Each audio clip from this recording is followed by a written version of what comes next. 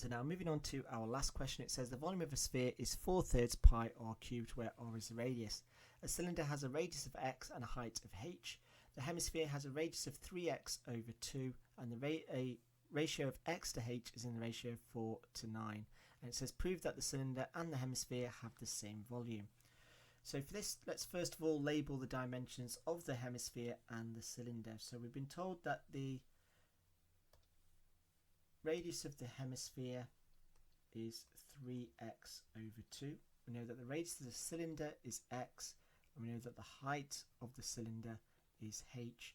Now using the ratio, we can then write down h as in terms of x, which is going to be 9 over 4. So what I can then do is, rather than writing h, I can use 9 over 4x. Now once I've now got my dimensions, I can now work out the volumes of each of those respective shapes.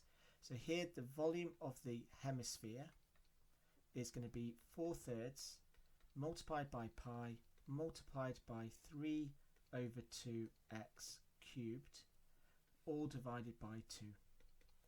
Now for this, if I just type that into my calculator to just simplify those fractions, so let's get the calculator out. So I've got 4 over 3 multiplied, if I just press my bracket, put the bracket in, and I've got 3 over 2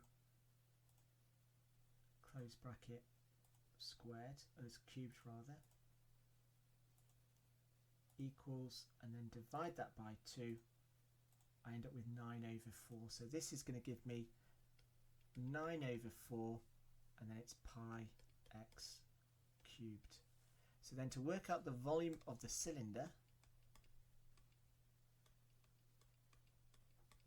well, the formula is pi r squared times h. So substituting those numbers in, I've got pi times the radius, which is x squared, multiplied by 9 over 4x, and then simplifying all of this, I end up with 9 over 4 pi x cubed. And as you can see, these two things here are the same.